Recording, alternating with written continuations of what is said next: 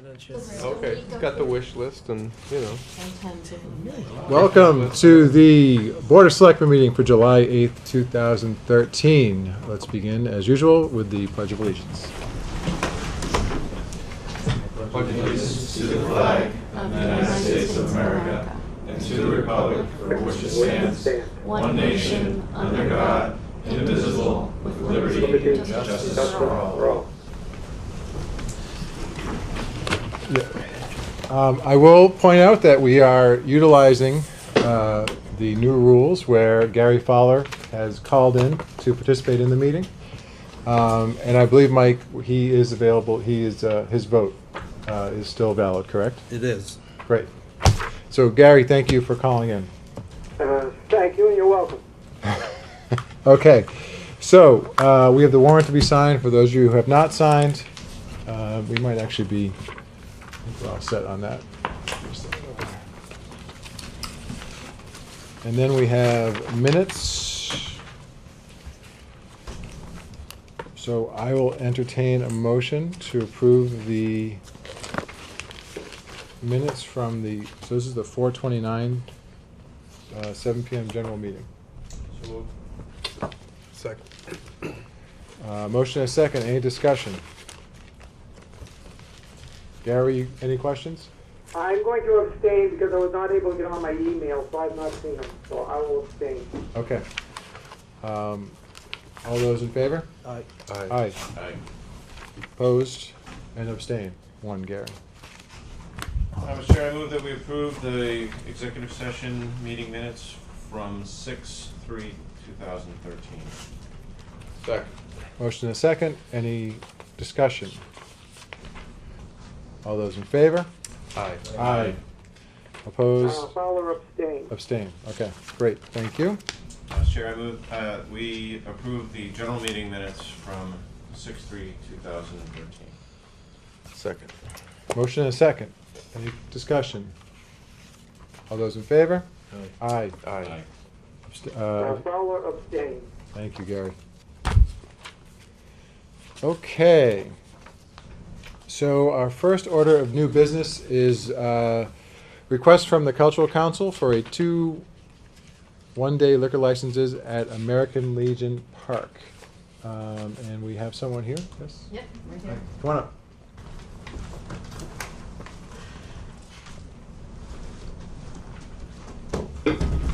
You guys could just state your names for the Okay. record, that'd be great. Susan Madigan. Calvin Skyrick. Nice, welcome. So what do we have going on? Okay, well, for the 100th year or 20 years or whatever, we've been doing the concerts. The last few we've done, we've actually obtained a one-day liquor license. Mhm. So we're going to try it again. We have Mercury Brewing Company, or Ipswich Ale Brewing out of Ipswich, has offered to do it on August 4th and split the proceeds with us, which would be a great thing. Okay. And on August the 18th, Newburyport Brewing Company, that brand new brewery out of Newbury, right off Graff Road.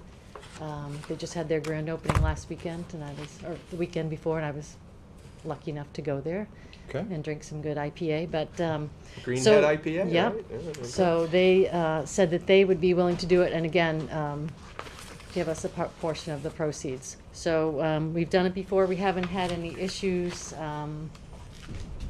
thus far. We've had, a ticketing table set up with an ID check and a wristband, all in a separate location away from where the beer is actually obtained, and it seems to have worked out Great. in the past. Has it drawn bigger crowds as a result? Happier crowds. No, I think maybe that might have an impact a little bit, and especially, luckily, the 2 dates are when 2 really good bands are playing too. So. Okay, great. And Mike, just to confirm, to our knowledge, actually, our new police chief is here. No incidents. Everything's gone smoothly, and we're all really great. Excellent. It's going well. Open to discussion. Mr. Chairman, if I might ask a question, both companies are tip certified service? Yes. Yeah. I just didn't. I can obtain their certifications, more current ones. Yeah, as that'd well. be good to get them at the Yeah. Janet so that they're covered on that. point, that's it. That's the only questions I have, Mr. Chairman. Gary, do you have any questions or comments? Not at this time. Mr. Chairman, I move that we make the motion to approve the liquor license, one-day liquor license for August 4th, 2013, August 18th, 2013, for the Georgetown Cultural Council to coincide with their concerts. Second. A motion and a second. Any further discussion? All those in favor? Aye. Aye. Aye. Hi. Aye. All right. All Unanimous. Great. Enjoy. Thank you for I doing really this. hope to Really see you appreciate it. guys Thank you. at some of these concerts. All right. Thank you. Fun. Thank you. Thanks, guys. Take care.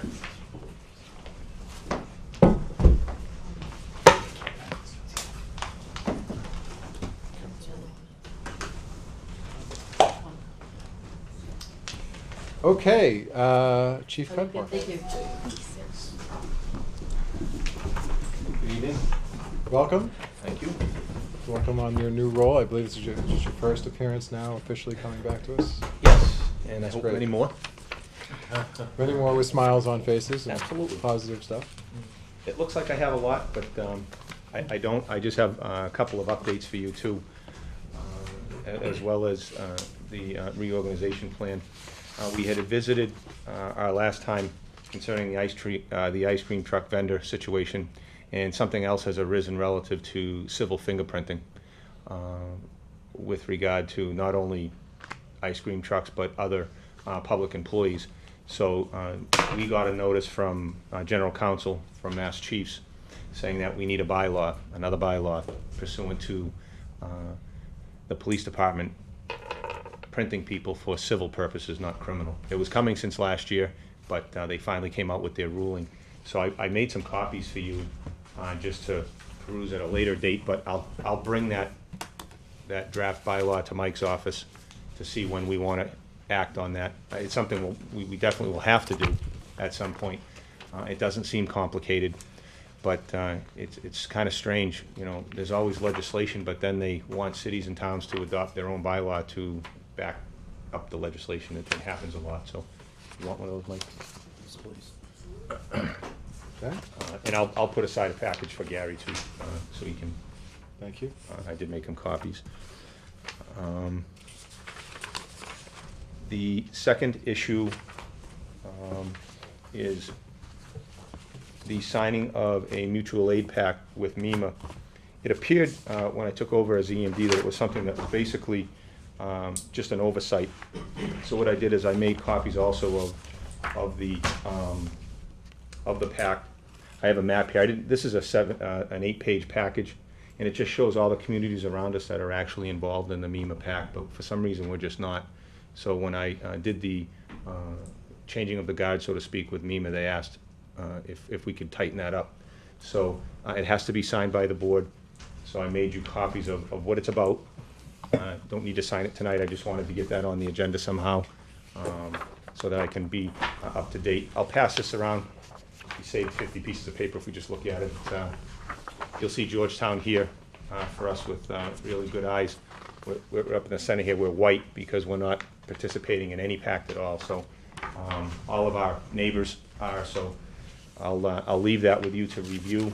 And it's a very simple form. This is it. It's just a signature of the chairman of the board that we will participate in MEMA, which we are receiving benefits in the event of emergencies, and will also provide backup assistance to our neighbors. So I can give that to Janet. Aren't we doing that anyway? Well, we do it, but the state requires for federal reimbursement a mutual aid agreement with all communities, cities, and towns, and ours was just lacking. Is this cover police, or is police and fire separate, or? We already have one on the fire side. So the one we talked about, okay, so we already have one on the fire Yeah, side. and so- also too, there's a public works component that I forwarded a package to Peter that he'll probably be bringing to your attention as well. It's a separate pack for public works because of roadways and drainage and utility. It's totally separate from the law enforcement one. Can I ask you a question, Mr. Chair? Oh, absolutely. Chief, is there any reason why you wouldn't sign this? I see a lot of white space on this, and just, are they also? Well, if you look at the key, it's not necessarily that they're totally white like we are. What it is they've they've elected to utilize, some cities and towns have public works versus just electric, light, and water like we do. So if you look at the key, some of the shades, the smaller communities like us that have our independent enterprise departments are all actively involved, and the list is attached to Okay, Boxwood, Groveland, Newbury, West Newbury, Topsfield, and things like that, so. So this is a checkbox exercise. Mhm. And Mike Milken from MEMA had asked that I just bring it to your attention, and you can take a look at it. So, should be able to handle this next meeting, right? Give people a chance to look at it. I don't think it's that complicated. So we'll plan to get this, Jen, maybe we can plan to get this on the agenda next meeting Sure. for approval, or discussion at least. Okay. And one small follow-up on the solicitation bylaw, we're ramping up for the start of that once the AG's office approves our new bylaw, so we are ready to go. We have the permits, we have the procedure, we have the policy in place, ready for signature when that document is finalized. And the SRO grant made it through the first round of review. One portion was kicked back, it was updated. So my guess is probably in 60 days we should hear yay or nay on that, and keeping our fingers crossed. How much is the grant for? Did we apply for? It'll come out to about $150,000. That's a 3-year, 3-year with a 1-year retention. and that's federal? Yes, sir. Great. The final part of, just one more thing, I did ask, I do have a surplus property form that I had submitted late, so Janet said she'd let you take a look at that. Puppies, but If It's you could not a put that- meeting with you without a surplus property form. That's what it really comes down to. Keep your house clean, that's the motto. I gotta get one of those pieces of paper from my house. So do you want us to vote this tonight? It's pretty Your pleasure. It's, I just, I have that property in the garage, it's sitting there waiting to be put up for auction. If we I'll have- have a company pick it up. I'll entertain a motion. Mr. Chairman, I make the motion that we approve the surplus, declaration of surplus personal property as presented by the police chief. Motion. Second. Motion and a second. Any discussion? All those in favor? Aye. Aye. Aye. Aye. Unanimous. And my final item is the request on the reorganization that I discussed during my interview with the board back in June. And so what I did is I took a copy of our existing organizational chart, which was in effect, sorry, No, that's, and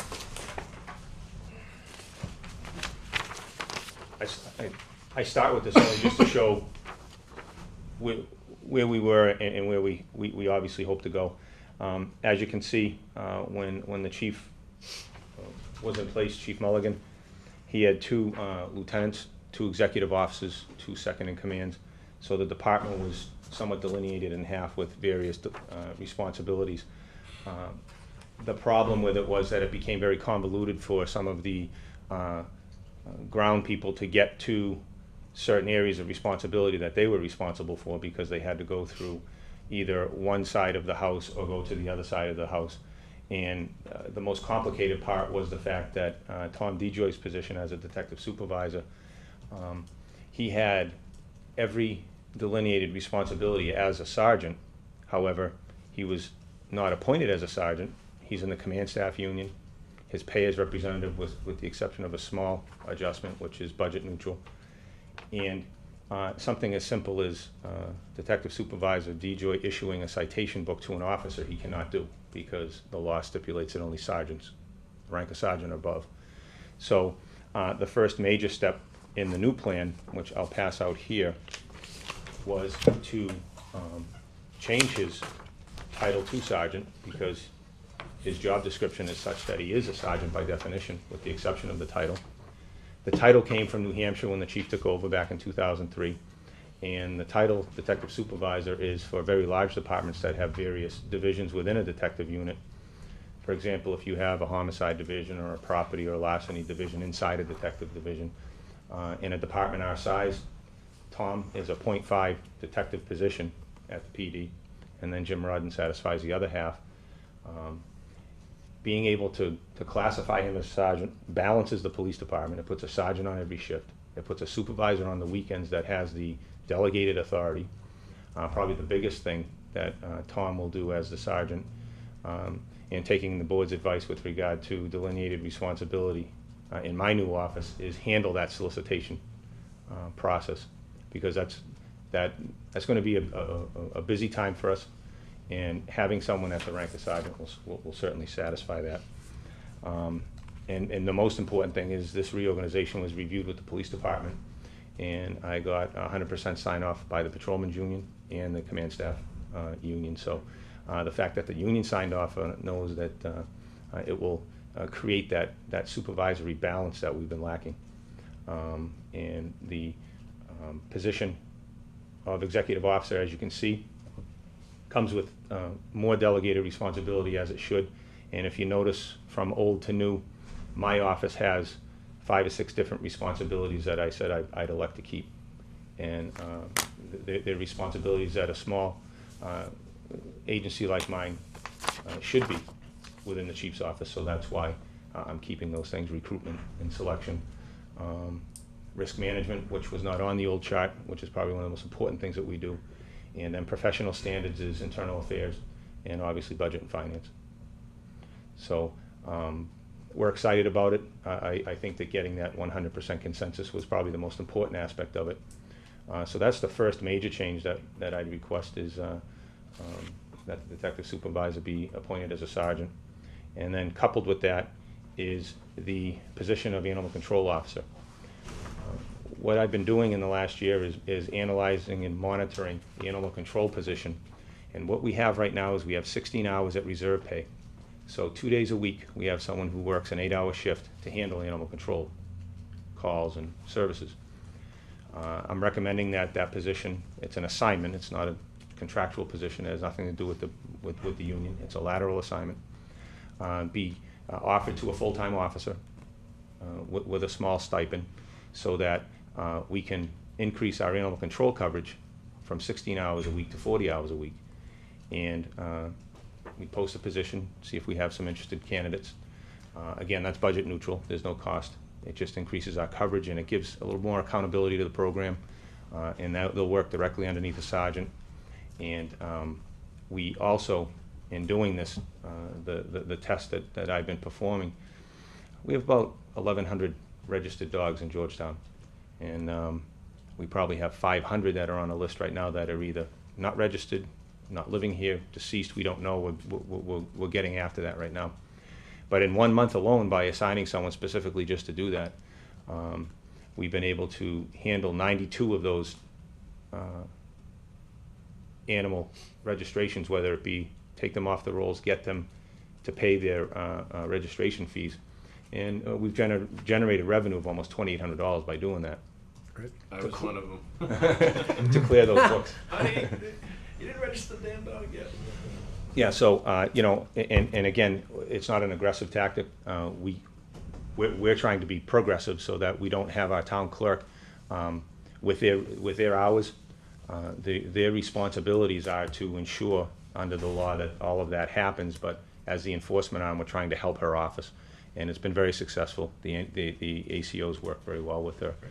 So I wanted to post that position as well, and then bring to you an appointment of one of our full-time officers as an ACO, and then keep the 2 assistants that we have right now. We currently have 2 reserve assistants right now, and then obviously Reed Wilson is our wildlife assistant ACO. So for absolutely no cost to our budget, we, you know, double our coverage, and I think we'll have a better product to offer the public. There was a package that I emailed out to you folks through Mike's office.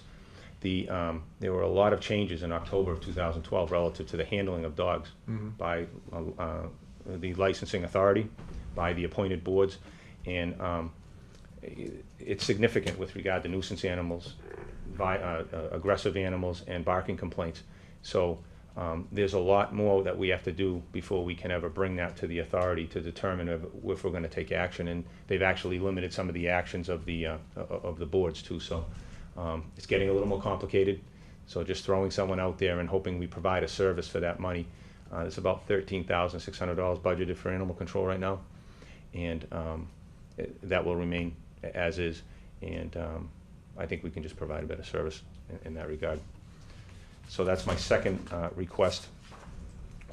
The third request is taking that other .5 detective position because of the coverage on the weekends now, and offering another patrolman the ability to become a detective so that we can assist with our investigative follow-up. It's still a .5. It's budget neutral because of the weekend coverage shift. We save about $2,000 a month by doing that, so we can pay for that 2% stipend. That is a contractual position. It's not a promotion, though. It's important that, and the union, we reminded each other about that these are lateral assignments that they apply for. A promotion would require an oral board. It would require much more extensive, it's very similar to posting armorers positions and things like that. So they're excited about it. They signed a letter that they're eager to begin these changes. So the positions have been posted, and our hope is that we can move forward and get this done by the end of July. And is that to replace some of the responsibilities that Detective Supervisor DeJoy was doing? And Yes, I want to 'cause put him his back role out on the has street. changed, right, so his role, so they're replacing. He'll still supervise them, but what he'll do is, instead of doing the mundane portion of the investigation, he'll actually supervise the day shift patrol, especially on the weekend, because with the old structure of having these two lieutenants' positions, we lost supervision on the weekends because of the administrative schedule. Detective Supervisor DeJoy is a 4 and 2 officer, works 4 days, 2 off. So he'll be assigned every weekend except the 5th and 6th one-day weekend. So it increases our supervisory coverage too with our reserve officers. And so is this an increase in, is this your first actual increase in FTE, this .5? Well, it doesn't increase, all it does, it's a .5 responsibility. It doesn't increase the size of the police department. Okay, so it's a responsibility shift, it's not? It's purely an assignment, yeah. Okay. And what we do is we divide that officer's time. We have 11 full-time officers. The officer would just divide his time to do more follow-up on investigations. Okay. No, sir, no increases. Mr. Chairman. Well, just one question. So originally, I mean, you know, when you had brought up, you know, going to the 1 lieutenant and so forth, there was the question of being short, what you felt, short 1 officer or 1 patrolman. Yes. Is that still to be resolved, or is that, I guess, where is that in this? Well, our hope is that if we can get the SRO, that will resolve our issue and bring us to 12 full-time police officers for the town. Right now, we have 11, we have 15 part-time officers. And in the new organizational chart, you'll see a platoon number at the bottom of each sergeant's position. Under the old system, there was no direct supervisor for each part-time officer. They kind of had to supervise shop to see who was going to handle their various needs. They will be specifically assigned to one of those sergeants. Each sergeant will have 5. Question. Good. So if we don't get the grant for this special school resource officer, do you go back to what the original plan was? Well, Not this, Yep. but back to the Well, SRO being .5 and then this other one being .5. and then another important component that has already taken place, because we did hire somebody, is not replacing the lieutenant's position, put someone on the day shift full-time. So that position's already been bid starting August 6th. We get another, that management position disappears. And that position, that box, falls into the patrol staff, and now we have another person on the road. All right, so that's the extra person I was Yes, looking that's for. correct. So that is in process, and that's. It's already done. It's done, it's Yep. defaulted from changing the Correct. lieutenant to a patrolman Yes. and taking that position. Yes. Okay. I didn't say, I probably should have led with that. That's already in place, so that's already going to happen. So that's the appropriate view. Question? So how many sergeants do we have now? We have 2 sergeants and a detective supervisor. Okay, so we're gonna go to 3 sergeants. Yes. And one will be assigned for the responsibility of each shift. A day shift, the early night and the late night. But they don't work 7 days a week. Who covers whether it's? It's on a rotating basis. 1, 2. So you have a 4 and 2, 4 and 2, 4 and 2, and they never have they never have the same day off twice. Right, okay. All right. But But they're not always days when. Who's second in charge is what you're asking, if the No, if the well, I'm sergeant's thinking, out. the day shift patrol, so that could be Sergeant DiFio for 4 days. He's off for 2 days. Who's the sergeant in place? because we only have 3 sergeants on a 4 and 2, you'd need a 4th sergeant to have a sergeant around the clock like that. That's We what I don't. mean, yeah. We don't. We don't. So there's gonna be points in time where the day shift doesn't have a sergeant. Every 5th and 6th weekend for 1 day. Okay, And right now, it's every weekend. yeah, okay. Right now, every single weekend, we just don't have somebody on. That was my position when I was taken out of the patrol division and put into. So what happens in that case? So it's that one Sunday, is there somebody in? We have an officer in charge. There's an officer in charge program, which is part of the collective bargaining agreement. And then we have a sergeant on call 24 hours a day. Right. So if there is a problem that cannot be resolved by an officer, they have a legal question, they have specific policy questions, the sergeant, we have an on-call schedule. The sergeants are on call 24 hours a day. And then the lieutenant backs that up, and then my office. Okay. That's what I was trying to get out. Thanks, Don. So from just a budget perspective, is the change from detective supervisor to sergeant, is that to promotion, increase, laterals? Well, he's already paid in the command staff union to be a supervisor Okay, in his contract, so the increase is about $110 a month if you okay. narrow down the pennies. And assuming there was a surplus going from a lieutenant's salary to the new patrolman's, or that position, so is that being allocated, that surplus being allocated here in these other changes, or including in the sergeant's change? What, I'm just trying to get a feel for what's the overall impact to your budget and how you're doing? Well, if you notice, because we had anticipated hiring from within for the chief's job, the general police line item salary went down. So we were not Okay. requesting as much money because of that potential. That was the question. Okay. So when the budget was submitted at the time, because we had hired an officer, put him in the academy, the town had elected to hire from within. Right. So when we balanced the budget, we took that salary money out. Okay. And so right now, all the 3 changes, not counting the SRO that you're looking for, the grant, Are all within budget. you're all good. Correct, because of That's the great. schedule change. Once you change the schedule, differentials change, some of their pay scales change. An officer that was working midnights is going to days, is a 2% savings there because of their contract, and that can fill in that backfill. Great. Okay. Excellent. And that's all I have. So again, another question, Mr. Chairman. So have you already implemented, or are you waiting for us to I'm waiting for, the approval on this? or- I'm asking the board to take a vote on the change, and then what I will do, obviously, Tom DeJoy's appointment can be made tonight. The other 3 positions, the assistant ACO, the full-time ACO, and the detective's position, we'll post them so that we see who's interested, and there'll be a process by which they apply for that lateral. And then I'll bring those names to the board for appointment later on. Okay. That should take about 2 weeks.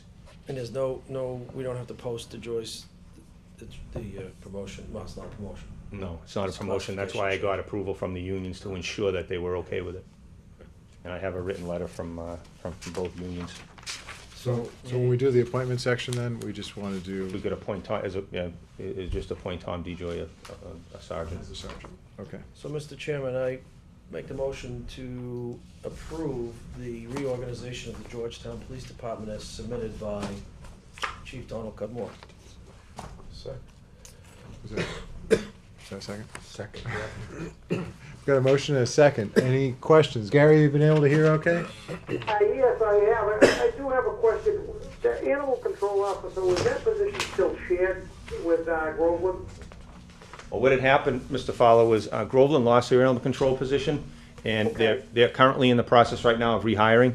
But the answer is yes, that we do have an interdepartment pact with the towns to cover each other in the event of absence in either town. Okay, thank you. You're welcome. Any other questions?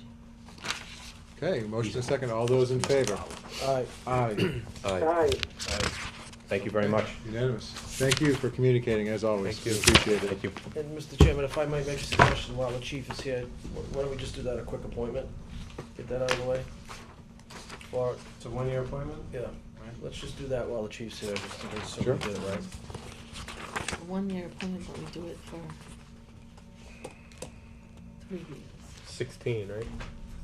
He's a full-time officer, so As the full-time officers, because of the union contract, appointed every year for 3 years. we appoint them every year for 3 years. Right, so it would be a 1-year appointment, right? Right now, it would be, let's see, Thomas DeJoy.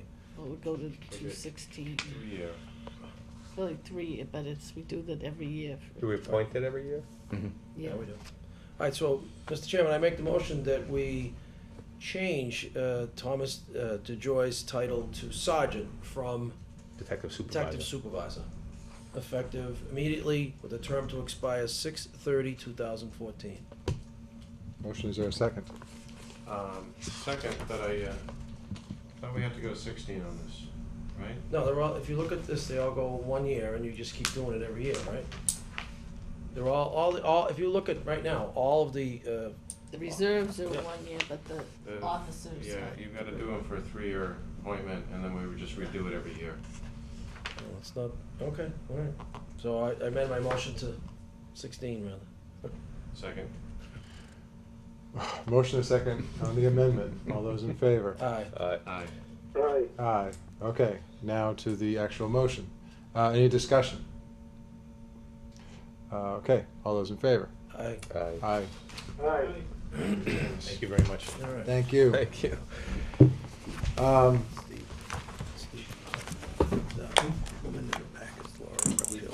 Yes. Yeah, I'm just gonna try and resolve fire chief quickly. I think we can do that, and then so Laura, thank you for your patience. We're gonna get you up here in 1 minute. No problem. So, I'm gonna jump around a little bit. On new business, our fire chief's contract states that, we can go, sure. His annual increase is dependent upon a positive review, I believe is the words that are in there. And through an omission on our board's part, we did not do any review last year. So we need to resolve this matter, obviously. And my proposal is that we accelerate this process, and that tomorrow, Janet, if we can send out the forms for the review, I would be asking the board for a 1-week turnaround, so that by next Tuesday, I have them. I will compile. We will then meet in executive session, correct, Mike? Do we do that in executive session? You may. To discuss the compiled version on that Monday, and with the board's approval, I would plan to deliver that within a day or two, meaning right after that. Doesn't guarantee the positive review part of it. Obviously, we're going to go through the same objective review process that we do. But this was a omission on our part, and we need to resolve it quickly. And obviously, it would be retroactive to when the start date would be. So first, my apologies for us getting to this position, and we are going to try and resolve it. I just got to open to the board for discussion, or Mike, if you have any specific comment in terms of following that process. Listen, I was under the impression all of those contracts say that. No, Yeah. they do not. No? Okay. I'd like to see that. So I think to it's be a honest good with idea in the contract, but we have to I'd do like our to see part that. and follow through. you. Again, I won't belabor the point, but I think we should look at that, because in the past, I mean, I think since I've been on the board, the chief has only had one review, right? Since I've been here, it's 5 years. What happened all the way through, the increases still happen. So, again, nothing. I think it's his This new is a language in the brand new contract. This is contract. new Which I language in did, the contract. I did it, yeah, I understand. Yeah, I know, we've I got thought so it many was- contracts lately I that. thought it was language that We were was. very, there. yeah, no, Dave, I remember very clear that we wanted to absolutely tie a performance raise to a performance agreement, and that's the issue here. All right. So that's the agreement. We didn't get our part done. We need to get it done. So unless there's any objections, I want to try and again, I will, if for some reason someone's not comfortable or we don't think the process is going smoothly, we'll adjust. But given that, I'd like to give it, move it through quickly and effectively, and give Chief Beardsley his review that's due, and let the contract be executed appropriately. Chief, I don't know if you have anything you want to add? or- No, I just, just what's fair is fair. I mean, Absolutely, you know. absolutely. So we need to, we will work to resolve this. Well, we're late as of July 1, right? Pardon me? The raise would have happened July 1 anyway. Yeah. Right, So right. We're not that far behind. We're a little behind, but not that far. Or still, No, we should, we should have done it. we should have done it I earlier. I don't disagree with I think the one before was in May, correct? Right. Yeah. So we really should have been in May, which is fine. It is what it is. I just want to resolve it, and then we need to make a note, make sure we stay ahead of it each year. Okay, any questions or comments on that? Gary, comments, questions? No, I think you're on the right track. Okay. Chief, thanks for your patience. Thanks for bringing it up to my attention Okay, too, very obviously, good. and we'll try and get this done as quickly as possible. If I could just have the board's attention for just 1 second, I just want to make a comment. I sent out a note the other day, and I just wanted to really kind of expound upon some outstanding work some of our firefighters did on 4th of July, where we had we received a call for a person that was not breathing because they were choking. And through the work, Officer Hatch was, when the police department was on the scene, our 2 on-duty EMTs in the ambulance arrived, plus they were aided by an engine company that also came in. The long and short of it, the patient was blue, not breathing, and when they got to the hospital, the patient was actually talking and trying to joke with everybody. That's great. Just an outstanding job from the people that were on duty that day, and just, it was one of those times we hear about it with the training of CPR and everything, and recognizing when someone's in trouble. This was a perfect example. The system worked the way it should, and there's a person alive today as a result of it. It was an outstanding job by everybody. I want to pass that along. Great job. Thank you, great job. Very good moves. Appreciate all the work. Thank you. Take care, Chief. Have a good day. Thanks, Chief. All right, let's jump down to Lisa. Lisa, please come up. Laura. Oh, Laura, I'm sorry. Laura, That's please why I come up. didn't respond. I was trying to think about Lisa? how to pronounce your last name, that I was thrown off. So how do you pronounce your last name correctly? Replier, correctly, yes, Replier. I've heard Replier. it all sorts of different ways. Thank you. Incorrectly. Yeah, you should try saying Smith. I get it wrong. It's tough. So Laura, thank you for coming in. Concom's always an important appointment, important role in town, and so we always appreciate the chance to talk to people coming to the board. So maybe we can just start, maybe you can just tell us a little bit about yourself? Well, currently, I'm a teacher. I teach 5th grade in Great. Ipswich. One of our main focuses there is outdoor science education, which is my very great love and interest. I'm in the last week of my master's degree, so Excellent. What's the yes. master's in? elementary ed. Okay, great. So as of Friday, And I you're will stuck be here free. tonight. You're stuck here tonight. I'm in the middle of writing a paper. Yes, all right, we'll get you out of here. Thanks. I worked for the Concom for 3 years. About, gosh, I don't know how long ago, 6 or 7 years ago, I left to go back and pursue my teaching career again. And in that time, I was responsible for helping to answer queries in the office from members of the public who came in. So I became very familiar with the Massachusetts Wetland Protection Law as well as our local bylaw. I also participated in a large number of community outreach activities, so helping to give out information about lawn care issues around our ponds in town. So that was a large public relations exercise that we did. Also, we had a biodiversity day out at Camp Dennison where we held workshops and had 40 birdhouses built and took kids out ponding and treasure hunts and all sorts of things. Biodiversity Day is traditionally one of the first 2 weekends in June, so that's when we did that. Also engaged, had a couple of educational activities with the Brownies and the Girl Scouts, and also became involved with the schools. So kind of I've been very busy and heavily engaged in other things in the meantime, so that's why I wanted to come back to it now. Great, excellent, thank you. Questions? Oh, I'm sorry. Sure. I did forget that I have also served 2 terms on the Open Space Committee, and I'm one of the co-authors of our current open space and recreation plan that we're currently having rewritten by a consultant from MVPC. So. Excellent, thank you. Questions? Gary here. I've heard, I'd say it's a rumor, but I've heard that Georgetown perhaps has the second strongest wetlands bylaws in the state. And I wanted your opinion on that and how you feel about being able to work with the public if needed, because obviously we don't want to say rules are meant to be broken, but we have a commission to work with the public. So I guess what is your opinion? We do have very interesting bylaws in Georgetown.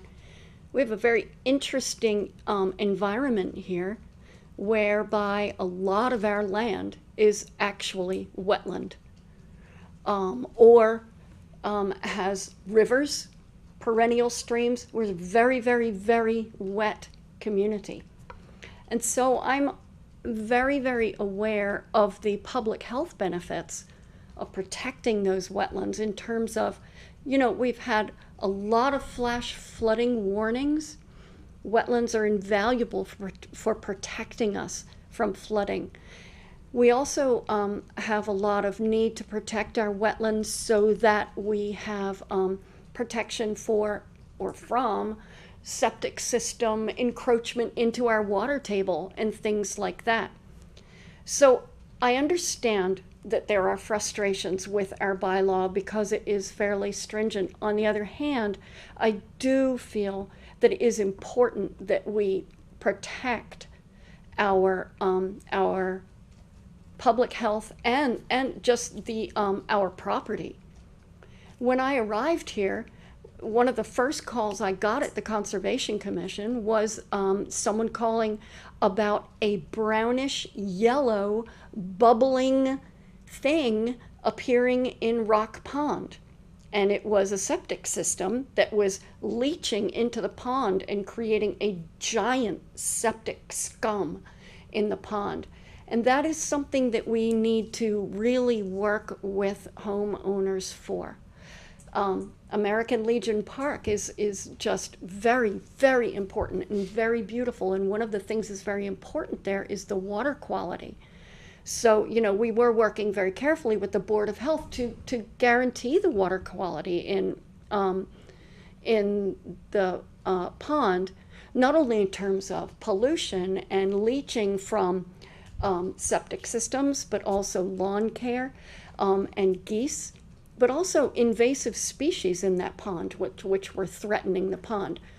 That has not only implications for our recreational use of the pond, but also flowing downstream into the Parker River, into the Mill River, into the shellfish beds down in Newbury, which are periodically closed due to various kinds of algae blooms, dangerous and threatening algae blooms. All of that comes back to the communities that are upstream from there. So yes, we do have a tight bylaw because of the environment that we live in here in Georgetown, and also because of the knock-on and cumulative effect of the activities in our town and leading down from our town. I am very, very balanced in terms of working with the public to get them as close as we can to what we really would like to have happen in Georgetown. I do consider that I'm very, very balanced, and I do listen very carefully to people.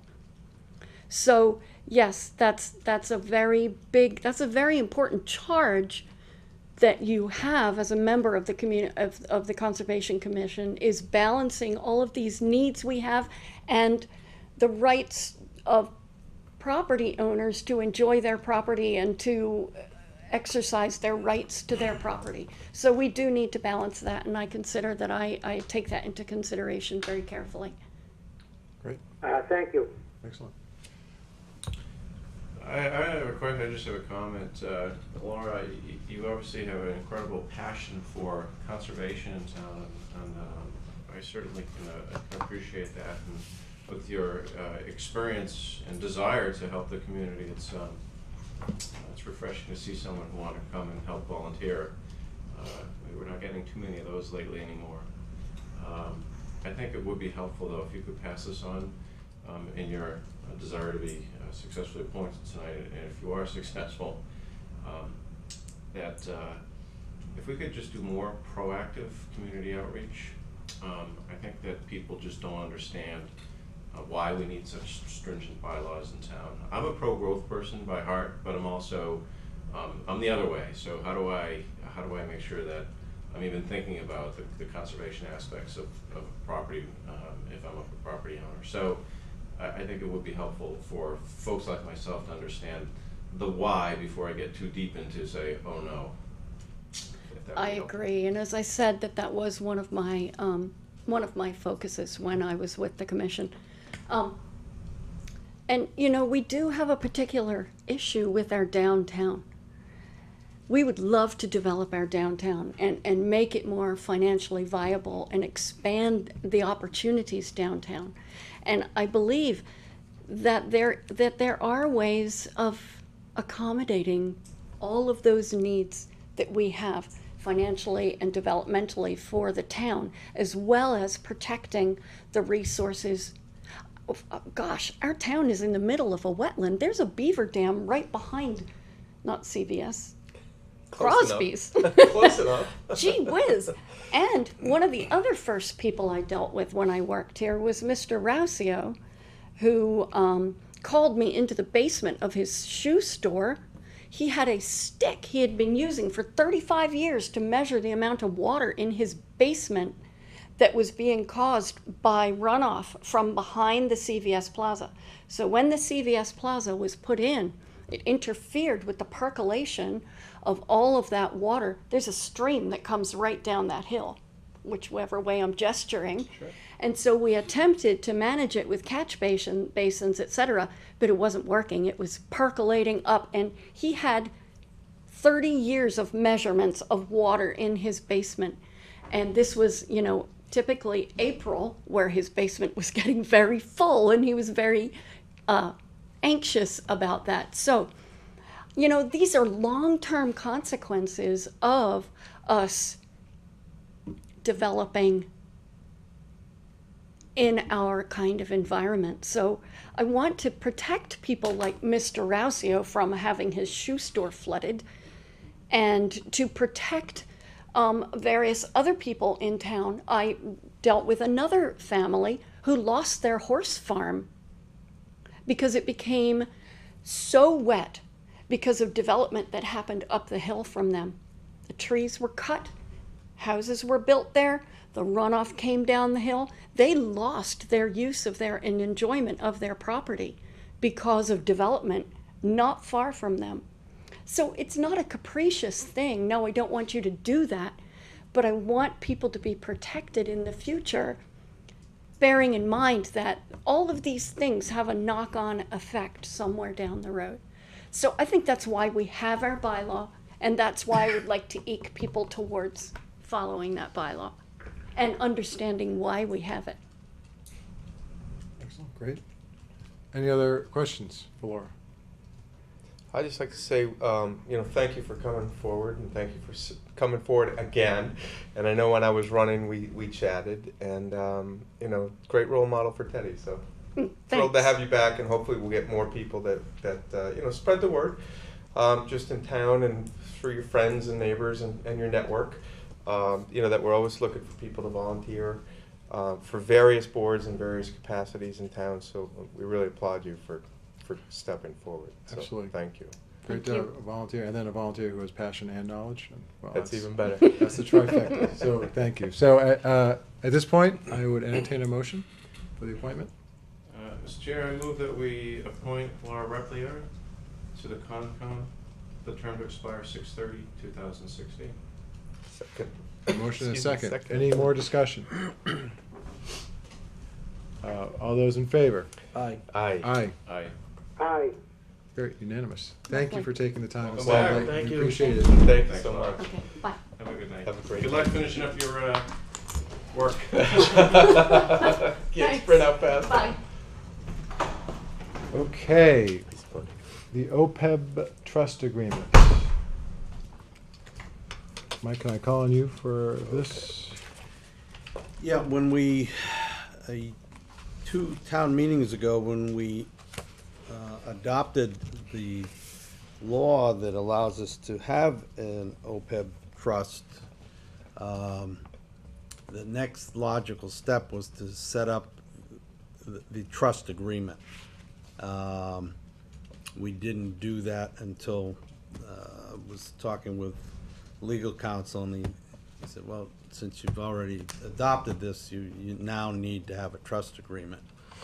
And that is what is before you. So, similar to the Affordable Housing Trust, that you have to have trustees and an agreement.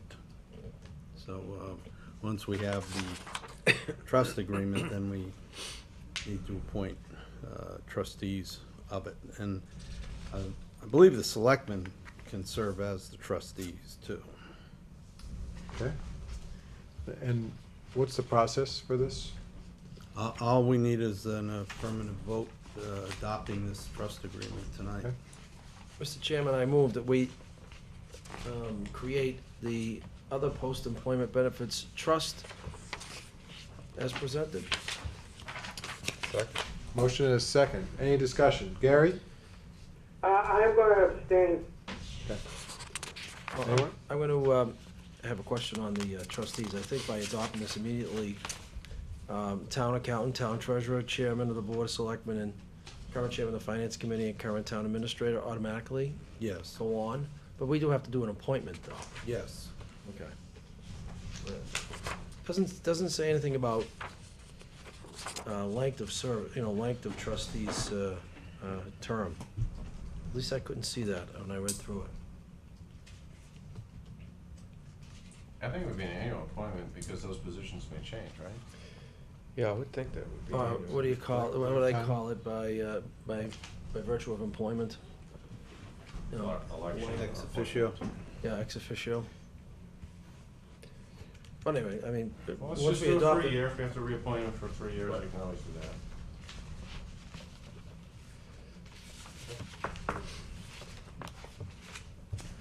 that. Any more discussion? Okay, motion and a second. All those in favor? aye. Aye. Aye. Aye. And Fowler abstain? abstains. Okay. Okay. Second question follow-up question to the vote.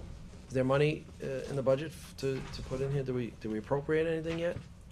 Is there any money in free that's supposed to be moving over?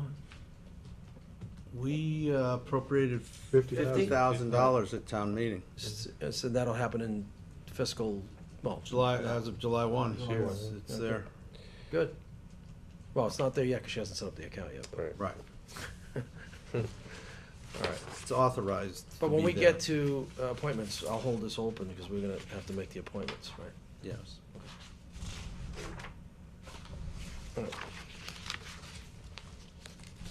All right. Okay. So, just in terms of correspondence, resignations, Chuck Dixon and Lisa Bartlett Collin have resigned from FinCom. Thanks to both of you for all the time and effort that you've given us. FinCom is an extremely important committee. All the committees are important, but this obviously is our financial backbone. Do we have open positions now on FinCom? I believe so. I don't Yes. think Beverly has made. Yeah, I've recommended a candidate. I think she know had that some She people. spoke with, Are we down 3? At least 2 more? Yes, who was the other one It was Dave? that, Andy? Who was Andy? The Andy, chair? well, they're still hoping he'll stay on. Yeah, I don't think he's officially I resigned. don't think he's officially. So they have 4 then. If assuming he's resigning, they will have 4, right? If Andy's resigning? Yes. They do have a quorum I right did now. recommend a candidate, a CPA and a lawyer, he's a CPA and a lawyer, so, I know that Beverly has reached, I think Beverly has reached out, so he's very interested in serving, so. That's one down. So we still probably need at least 1, maybe 2 more least. finance and advisory committee volunteer members. Okay. Okay. And then another resignation, Dan Brody, resigning from the fire department. Longtime service and supporter. Dan, definitely will be missed, and we definitely appreciate all the time and effort. Dan and I actually met very early on as I began my selectman career and carving out Erie 4 contracts. So thank you very much for all the years of service and support to the town.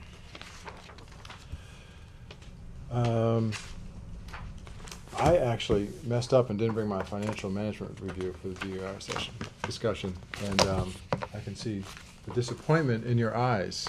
I had mine ready to go, I'm on page 11, ready to go, but that's all right. But actually, okay, I would like to do a little bit. Gary, are you okay if we talk a little bit about this with you on the phone? Yes. Okay. Thank you for.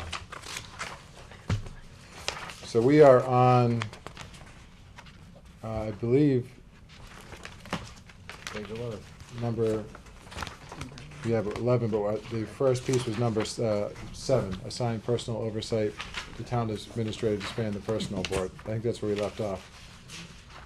Correct? Yes, sir. Okay.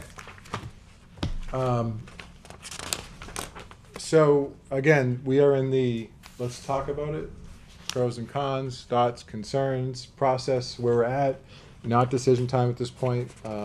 Obviously, if we did want to make decisions about the personnel board, I would want them to have the opportunity to be here with us and participate in that discussion.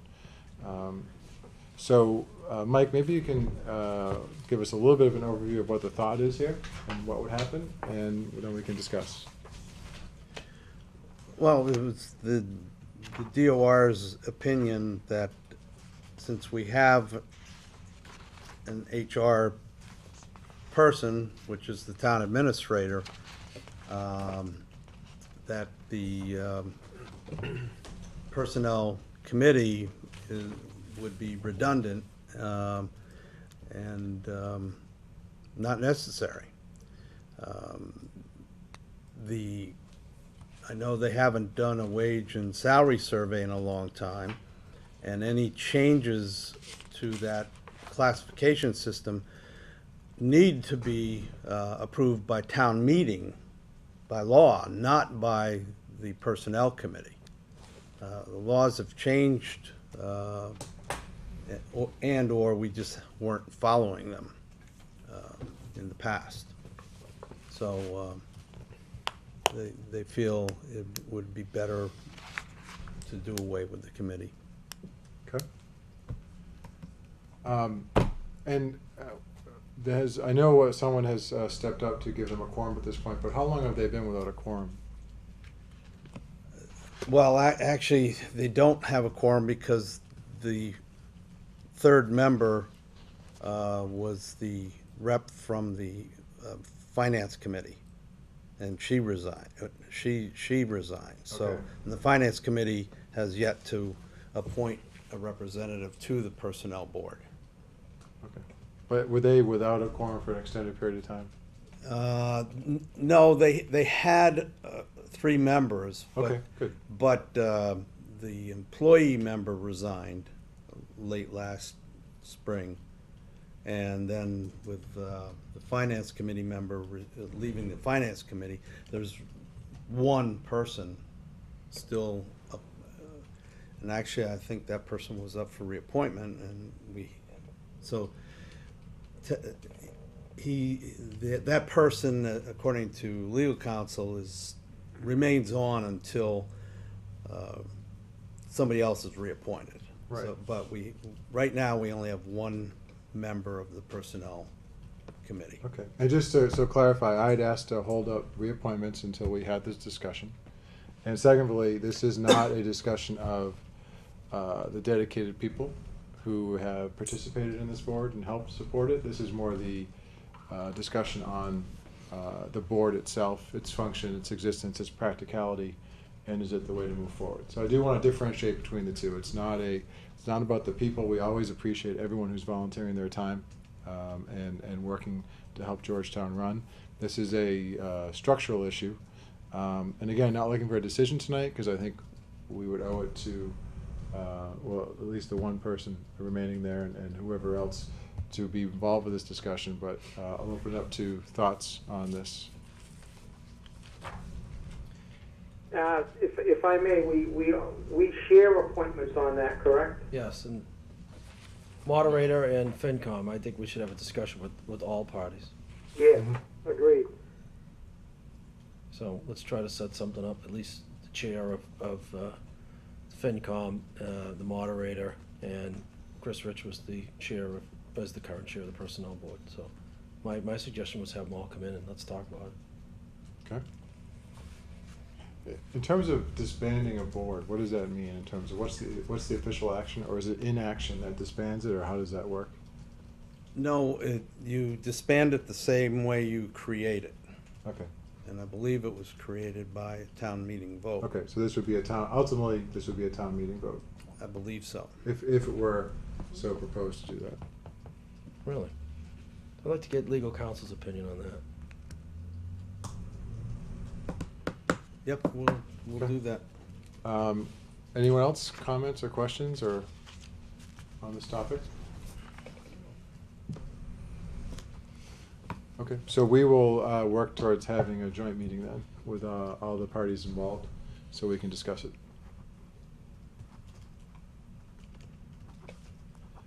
Okay, create a job description for all positions. Mike, what's our current status on that?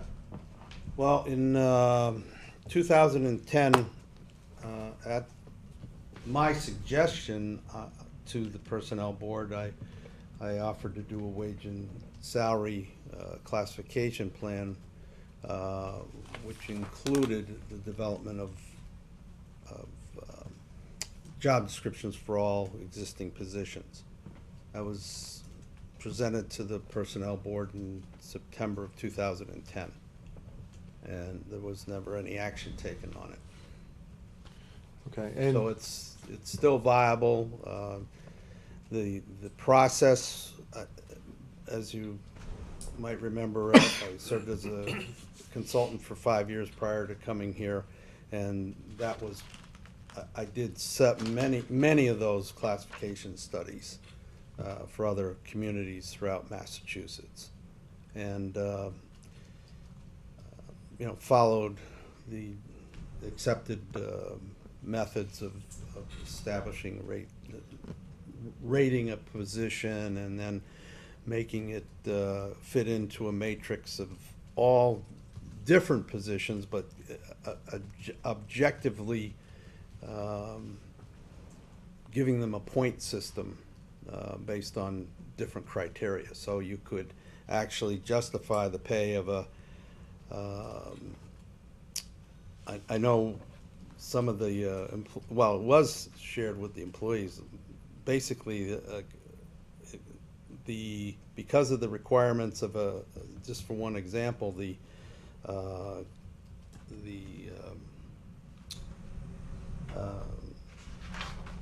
Council on Aging director is equal to a police officer in the pay scale and requirements and duties. That came to a shock to many, but and you can compare a secretary to a truck driver or a department head among other department heads, and get them at the proper level of pay. And then you also do a wage and salary survey of the comparable towns and determine pays that way too. And just to clarify process, if there weren't a personnel board, would something like that have to come to the selectmen for approval? Or how does that work? Well, if you're gonna, no, as I stated earlier, if you're gonna change the rates of pay, or the ranges of pay, that's a town meeting approval. Okay. But as far as Job descriptions. yes, that's selectmen would be Not your decree. people to approve that. Okay. So that goes a little bit hand in hand with the previous discussion on how we move forward with personnel. Any other comments or questions on that? The activity of the job description is a no-brainer, and to be honest with you, I'm surprised that we haven't been keeping up with that, but I can understand why in the inaction that was done. When you have two owners of something, you both either own it or both don't own it, and that's what typically happens, so I can see that. I think we just have to be prepared if we go forward with the classification or the reclassification, that it's going to open up a whole can of worms here, and I think that, for good or for bad, I'm not sure how to look at it, but we need to do it. It needs to be done. Okay. All right. Next topic, conduct annual performance reviews. So I guess, Mike, maybe you can talk about what our current, if any, process is for the annual performance reviews and what's being recommended. Well, it's the responsibility of each individual department head to do performance evaluations. And because of the way our structure is set up, They can do whatever the hell they want. The planning board needs to review the planner, the conservation commission needs to review the conservation agent, and on, ZBA, they're all independent hiring authorities. The selectmen do the town administrator and the two police chiefs, and you also appoint the building inspector. I know in the past, the selectmen have asked the town administrator to assist them in doing these performance evaluations, but I haven't been asked since I got here to do that. Okay. What about union employees? That's part of the collective bargaining agreement, right? It reviews? No, it's not. That's, Really? Really? it's rare for a collective bargaining agreement to include performance evaluations. Really?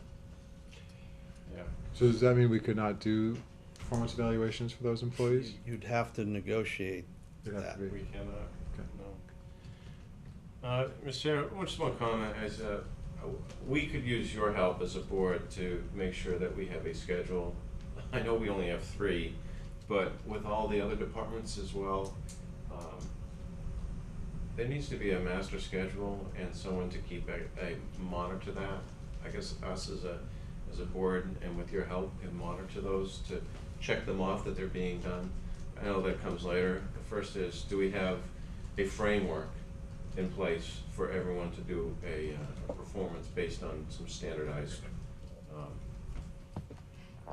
documents? Well, we've had the same forms in place before, preceding me. Yep. So, but,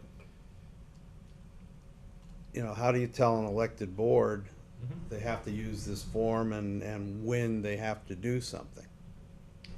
Right. Well, I think the other challenge too is if the review doesn't mean anything, impact-wise, if it's not tied to increase, like it is in a lot of the world, and if it's, if someone's not performing, they're probably gonna get some other means of lack of performance review where they're not performing and they wanna take impact. If there's not a means to promotion, either if you're not gonna be let go, promoted, or receive a raise based on your review, it is good for people to communicate. It is a good practice for managers to communicate, so that's a good practice. But I guess the one thing that's a little disconcerting to me is the lack of implications from doing a review, is just a question I would raise, other than the extreme implication. But I do think facilitating discussion is a good thing, and maybe that reduces surprises in the future. So a couple of three years don't go by and then you learn about something that someone's not happy about. Or I think positive feedback is also good to receive. And this does potentially tie into the government organization with the town administrator, right? As there is a correlation to that. Yep. Yes. Okay. There's some teeth in it when you go down that path. There's some accountability for it. Right. Today there's no consequences, positive or negative. Okay. Any other comments, questions? Yeah, Okay. bite that tongue. Yeah. Okay, we'll try 3 more here. Organize and restrict access to personnel records. Yeah, those aren't centrally located? Do we have personnel records? Yes, This is a we personnel do. file. That's a good start. We do, we have the payroll records and the medical records are centralized in the payroll office, in the treasurer's office, treasurer collector's office. And we keep a bare bones file for town hall employees in the town administrator's office. But the police, fire, highway, they're all in their own departments. Are we as a governmental body bound by Sarbanes-Oxley or HIPAA? Yes. Of course we have. And we do comply with HIPAA by virtue of keeping all the medical records and the insurance records in a separate file. They're not even allowed to be in the personnel file. They have to be separated, and we do that. We have it's color coded, and the medical records are in a separate color from the payroll records. But very else, unless there's a disciplinary action or a commendation, very, very little, and other than the original employment application, very little is in those files. Well, we know there's no reviews in there. No, there, just a few have them. I know. Shouldn't be sarcastic. So, okay. So again, I'm not trying to solve the problem tonight, but it seems to me we're not trying to reinvent the wheel here by doing this, but there has to be some organizational structure to our government that facilitates some kind of centralization of these resources. I would say. Wow. Hey, listen, I don't have to have a performance review on me. I love it. From being on this board. They just elect me or they don't elect me. That's right. Well, that's your performance There's your review. performance That's review. it. Performance It Right. happens every 3 years. There you go. Okay. Develop a personal action form, the PAF. Is that a development? I'm sorry, I don't have it in front of me. Is that a personal development plan? No. No, this No, is when you personal. change, make an organizational change, it gets documented, correct? Yes. I have drafted one. It hasn't been put into use townwide. Do we have a lot of movement in our town in terms of a lot of changes? Is there ability to change within departments of any significance, or are we pretty static?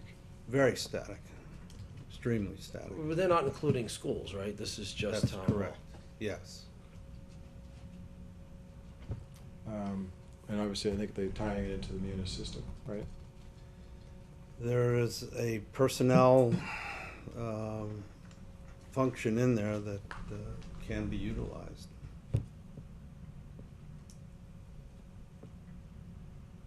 Okay. So, okay, that goes in our HR bucket. And then the final one to discuss is consider policy on health insurance on part-time boards. Mike, maybe you can explain how this works now and what the implications are, but particularly who's eligible and how this works.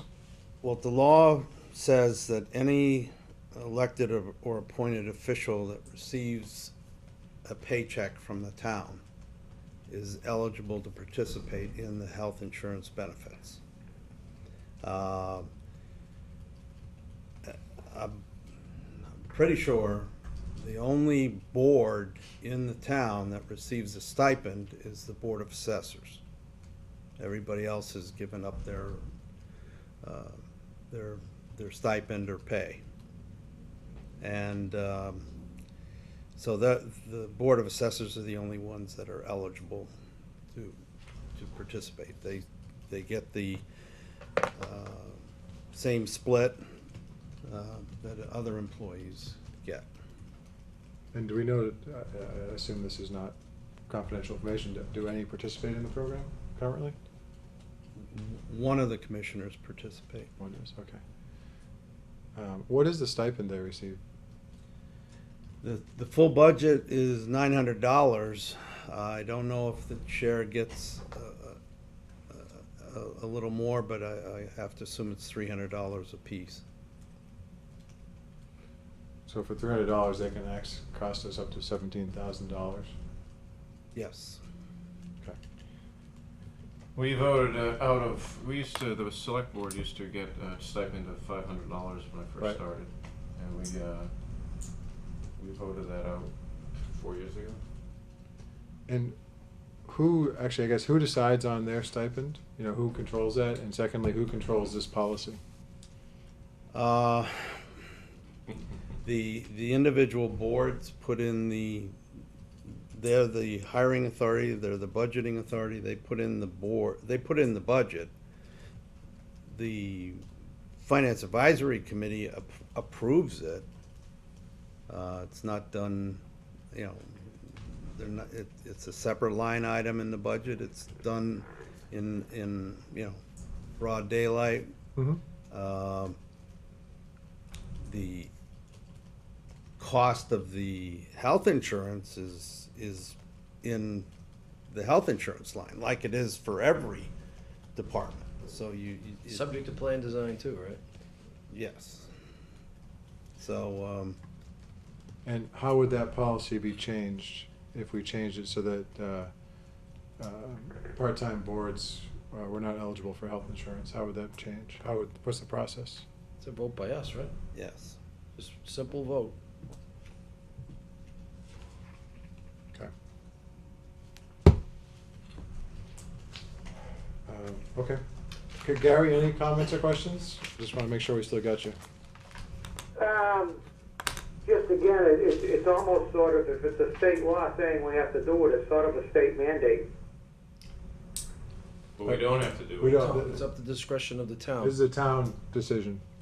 Oh, it is the discretion of the town to do it. Right.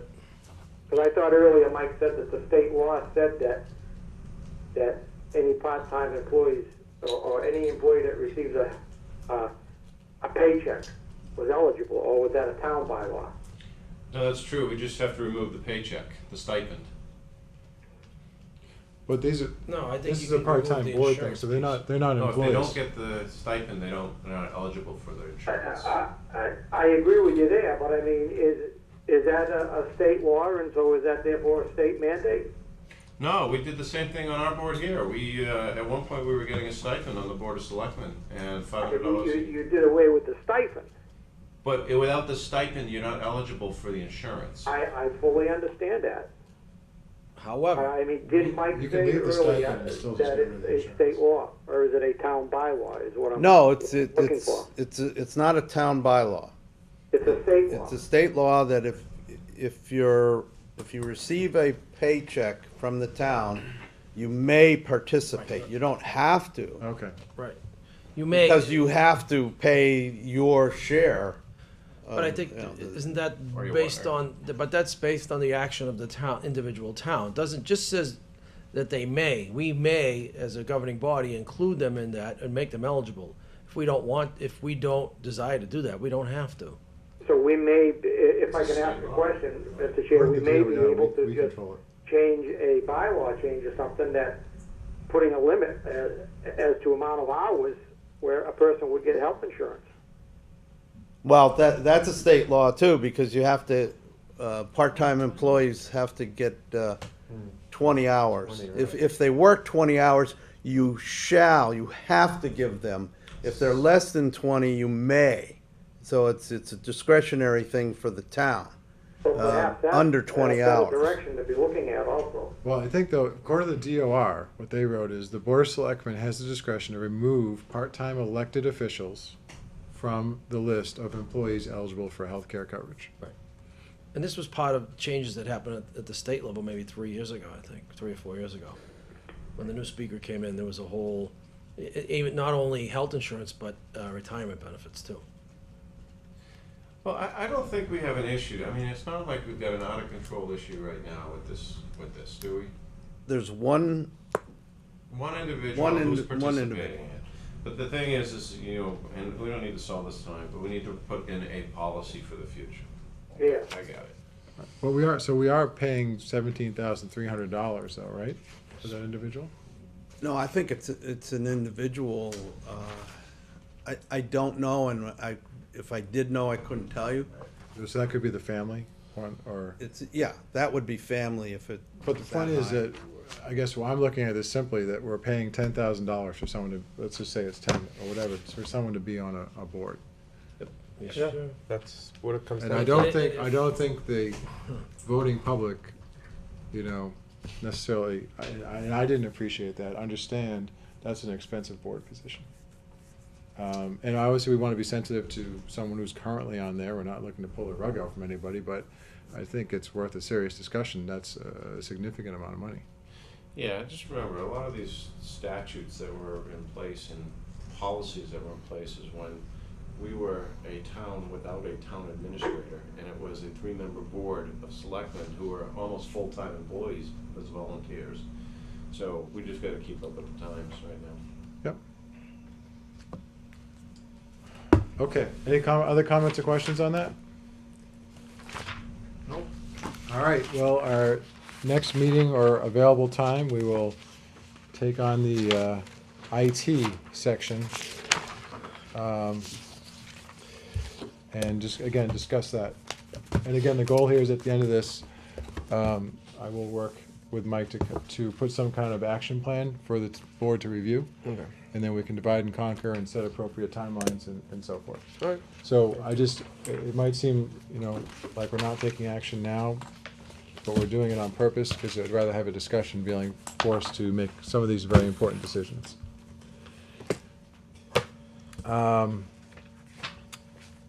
Mike, any town administrator's report? Welcome back. Yes, Great thank day. you. While I was away on vacation, the legislature did make final approval of the state budget effective July 1. And there was a committee of conference that got together to iron out the difference between the House budget and the Senate budget. And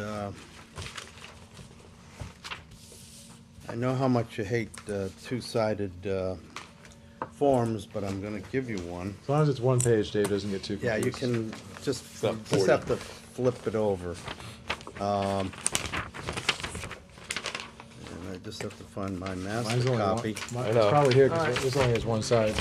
Oh, okay. Side 2, That's, yeah, that's all. Oh. Give that back that to has, me. gave okay, you that that. goes back. Oh, There so we go. now- See, we're already Trying to trick confused. I'm You got causing the Now confusion. you know why we hate this I got one. one Yes, that says side one. I'm good. sorry. All right. Look at that. So how much are we ahead of the game? We're not. We're $17,000 behind. Less? Yes. The majority of the cuts came from the school in the charter tuition reimbursement.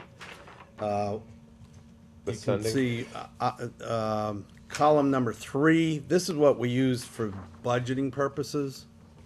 The third column under it says the House final budget. That's what was in our town budget as far as revenues were concerned. And then the Senate had their own. The conference committee is pretty close to the House budget, but if you see under charter tuition reimbursement, the House we budgeted $14,658. They only gave $9,999, and there was a significant drop in the school choice receiving tuition from 148 to 132,000. The general unrestricted government aid actually went up about $3,000 overall, and it was part of the state-owned land column. You can see it went from 171 to 174. So the school totaled 20, increase of 20,000. The town, a decrease of 20,000. The town went up 3,000 for a net 17. On the brighter side, on the side 2 there, the charges, our charges actually dropped by about 1,000. You can see 396.4 to 395.3.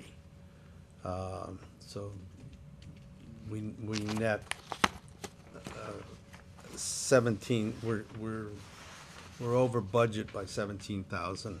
Starting behind the eight ball already. Question, Mr. Chair. Sure, go ahead, Gary. Without having the figures in front of me, just let me ask Mike, is this a decrease in what we expected to get, or is this a decrease in what we got last year? Both. Okay. So with all the tax revenue the state's collected, we're getting about 0.1% increase in the cherry sheet. And if that, and then, so we're flat basically, maybe a little down, as you said, from 2013 to 2014, not from the initial governor's budget. Well, 56,000. I see from 6180 to 6236. Yeah, okay, right. So, yeah, 0.1%. And our charges are down about 20,000. So the net it's flat year over year. Yes. What happened to all the revenue the state's collecting? Are they putting it back in the rainy day fund? Well, I don't know. I got access to the latest cherry sheet. DOR put it out just within the last day or two. I don't know who got the lion's share of the increases, but it certainly wasn't the schools or the towns. Another question? Sure, go ahead, Gary. Any idea, Mike, where the governor is on this? I mean, this is something that they've ironed out. Do they expect the governor to be in agreement? I know there was some disagreement with other portions. Frankly, I'm not sure if and when the governor signed this. Yeah. Well, we're up and running in 14, so it's right. It's July 1. We're past July 1. This is Right. I have. This is Stone. I have to assume it's been signed, Okay. but I can't guarantee that. Well, It's the $500 million transportation tax that you're talking about, whether he's gonna veto that or not, which I think he didn't, I think he said that he wasn't gonna sign, because he wants more. Yeah, I mean, a bulk of the increase went to Chapter 90. There was a significant increase in Chapter 90 funds. Okay. So, but for our $6.2 million estimate, we're off by $17,000. Yeah, and I have to check with the assessing. I mean, we had a small cushion in the levy, you know, that can be absorb this, but I don't know if it was 17,000. Well, again, no one obviously likes to have the negative, but I do want to commend the budgeting process for following a difficult situation, trying to pick the right best numbers, and still keeping us stable. 17,000 on 6.2 million. Again, Pretty good hate it when it's the wrong way, but Over 20, what, overall budget's over 24 million, right? right. So again, hey, it'd be great if pennies fell from heaven and the state did the plus side, but again, kudos to the budgeting process, because we just don't ever want to be in a situation where we're unstable, and that's certainly stable. Plus halfway through, there could be a supplemental budget too, for the Right. positive side, so we'll see. It was last year. We got a little extra last year, didn't we?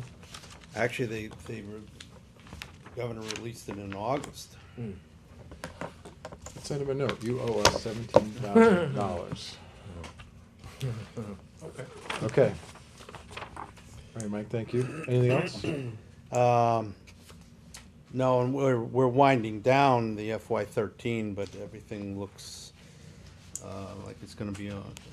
It will be on target with some. Conservatively, we'll have 200,000 to 300,000 in additional free cash. Great. You know where 17,000 of that's going. Maybe. Okay. Great. Anything else? No. Great. Thank you, Mike.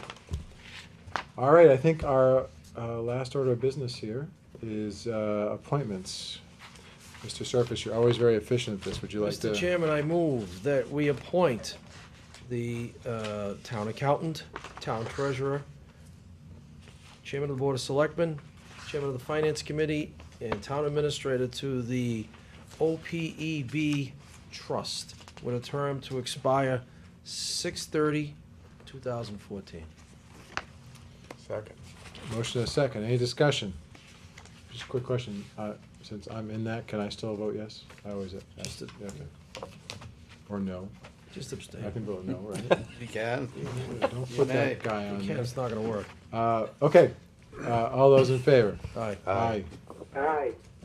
Opposed?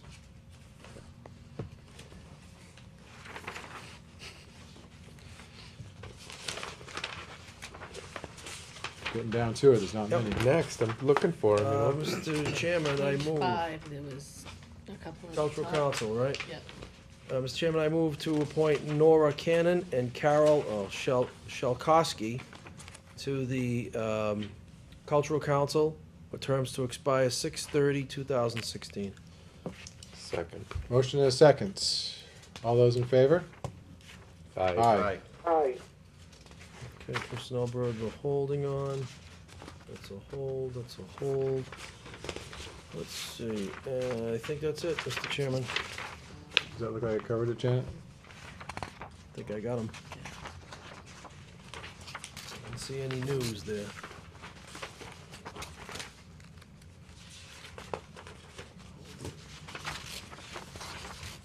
Okay.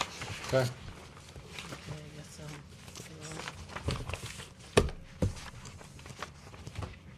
Do we Yep. get your blessing, Janet? Do we get it? Okay. Great, so our next meeting is Monday, July 22nd, 2013. I would like to schedule an executive session, I think, for that night, to follow through on the fire chief's review. And again, Janet, can we get the form out to them tomorrow? Yes. For the review, so we'll have the form, please have it to me by the next Tuesday, and I will have it available for our next meeting, so that we can follow through. Again, it's not a guarantee of a positive review, that's gonna be the will of the board, but we do wanna go through the process, the appropriate way. Any other business or things to be brought up by the board? Mr. Chairman, August 5th, could we start our meeting early? What time would be good for you, Dave? 5 PM, if that's doable. I won't be able to do that. You'll be in Germany again or something? No, I have a training here locally, but I can make the 7 Um, o'clock. Let's look at our next meeting too, because Okay. August 5th, that's like, but we're all about accommodating your schedule, so It's whatever. not just me, it's, Uh, Mr. Trapani has a conflict that night, but he doesn't know it yet, so. That's fabulous. I have 2 conflicts now, as you're telling me. Excellent. All right, well, if we can do it. Obviously, he didn't sir, read my email we that I sent out yesterday, today, but that's all right. We certainly will be happy to do it if we can. We can if do it can make early, work. that would be great. If the Or chances later. of it happening improve if everybody gets their fire chief reviews in. And also, town administrator reviews, Dave, you got me yours? I'm done. Yeah, don't act like, I just got it today, don't act like you've been I'm doing done, it for I've weeks. been done for months. But if you guys could get me that as well, if you could just do double review, that would appreciate it. And we'll also work that process. All right, anything else? If I may say, Mr. Chair, it's been interesting. I know that I did not vote in favor of this, but yet I'm the first to use this system, so We, I thank the board for allowing it. absolutely. You know, you can actually get online and watch it on TV simultaneously, Gary. We don't have actually email here at the house, so that would have been the problem. You'd also have a 5-second delay, so it'd probably be kind of annoying, but. Yeah. But I'm glad it worked, Gary, and that you were able to participate. Entertain a motion to adjourn. So moved. Second. All those in favor? Aye. Aye. All right. Motion carries. All Good right. night, thank you. All right, Gary.